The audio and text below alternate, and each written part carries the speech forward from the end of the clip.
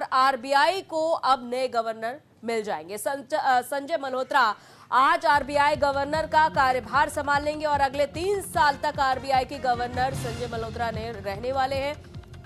शक्तिकांत दास की जगह आरबीआई के गवर्नर बने हैं संजय मल्होत्रा और नए गवर्नर के तौर पर उनको देखना होगा कि क्या क्या उनके आगे चुनौतियां रहने वाली है और किस तरह से आगे उनका कार्यकाल रहने वाला है, क्योंकि अभी तक उन्होंने कई बड़े जगह पर उन्होंने जिम्मेदारियां संभाली हैं। राजस्थान कैडर के आईएएस अधिकारी रहे हैं और साथ ही आपको बताते चले कि मौजूदा जो बजट सत्र सामने आया था उसमें भी इन्होंने अहम भूमिका निभाई थी और अगले 3 साल तक संजय मल्होत्रा आरबीआई के गवर्नर के पद पर कार्यरत रहेंगे।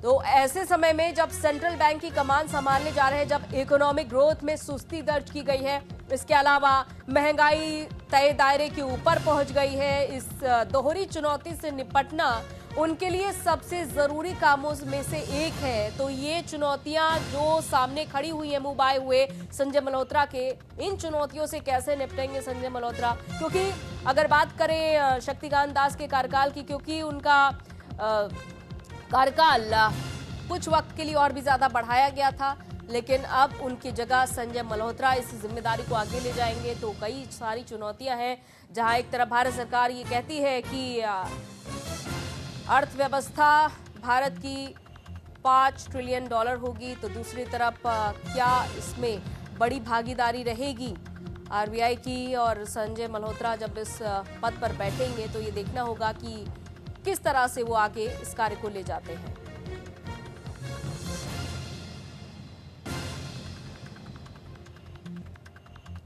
तो इकोनॉमिकल ग्रोथ हो या फिर सेंट्रल बैंक, जो अभी ये देखा जा रहा है कि उनकी स्थिति कुछ हद तक ठीक नहीं है, कई ऐसी सारी जिम्मेदारियां हैं संजय मल्होत्रा के सामने जिनसे वो निपटेंगे।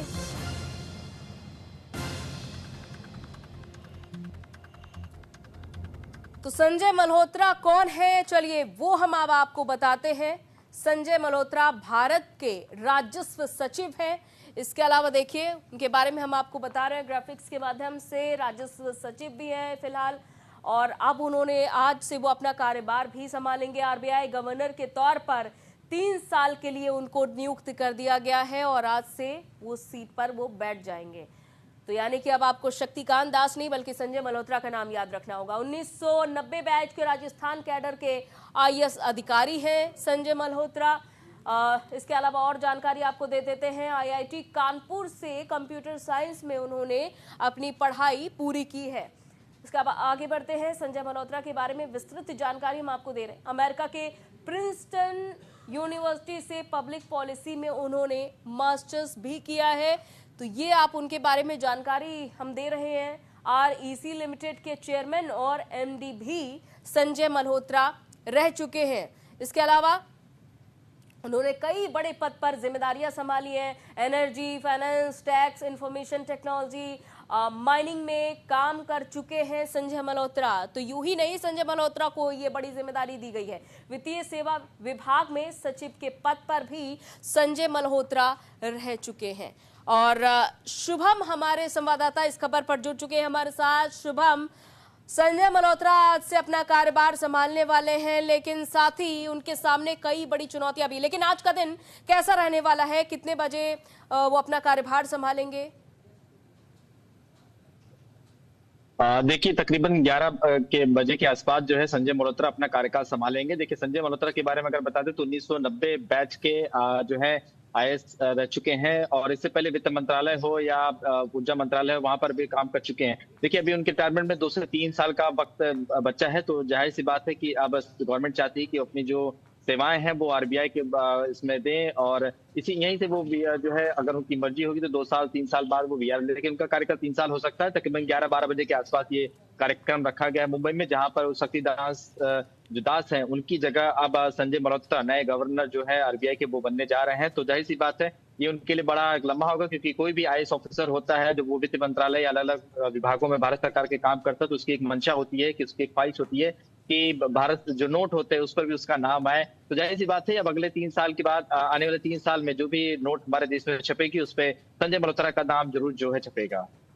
हाँ, बिल्कुल नाम छपेगा शुभम, लेकिन इसके अलावा संजय मल्होत्रा के सामने कई चुनौतियां भी होंगी कि कैसे जो सपना है भारत सरकार का कि देश की जो इकोनॉमी है उसको आगे ले जाना है और विश्व पटल पर सबसे आगे ले जाना है, तो ऐसे में ये बड़ी चुनौतियां होंगी। इसमें संजय मल्होत्रा की जो भागीदारी है वो सबसे ज्यादा इंपॉर्टेंट है। बिल्कुल, देखिए ये संजय मल्होत्रा के सामने चुनौतियां हैं कि जिस तरह से भारत सरकार ने भारत की अर्थव्यवस्था को, जीडीपी को मजबूत बनाने के लिए संकल्प लिया है, उसमें किस तरह से सहयोग देते हैं, किस तरह से अपनी कार्यशैली को रखते हैं, किस तरह से आरबीआई और खासतौर पर बैंकिंग सेक्टर को सुधारते हैं। देखिए बहुत सारे भी इशू हैं जिसको लेकर कई सारे सवाल खड़े होते हैं। इसके अलावा अर्थव्यवस्था को मजबूत करना, भारत के तमाम उन चीजों को मजबूत करना, ये जो है संजय मल्होत्रा के कंधों पर जिम्मेदारी दी गई। अब देखना होगा जब ये जिम्मेदारी भारत सरकार ने सौंपी है तो कितना भरोसेमंद वो होते हैं, कितना उस तरीके को भरोसे को खरा उस पर उतरते हैं, ये तो आने वाला वक्त बताएगा। लेकिन फिलहाल संजय मल्होत्रा के लिए अच्छा दिन है क्योंकि अब वहां से आरबीआई को संभालेंगे, तमाम चीजों को समझने के लिए होगा क्योंकि अभी तक वित्त मंत्रालय में काम किए हैं, तो आरबीआई अब पहली मर्तबा उनके पास आया है। तो ऐसे में अब जिस तरह से उनके पास किस तरह से कार्यशैली होती है, किस तरह से मैन पावर है, ये भी चीज देखना होगा। उसके बाद किस तरह से भारत की जीडीपी में भारत सरकार को कितना मजबूत जो है वो कर पाते हैं, ये देखना सबसे बड़ी दिलचस्पी की बात होगी। दिलचस्पी होगी। और चलिए बहुत बहुत शुक्रिया शुभम तमाम जानकारी के लिए।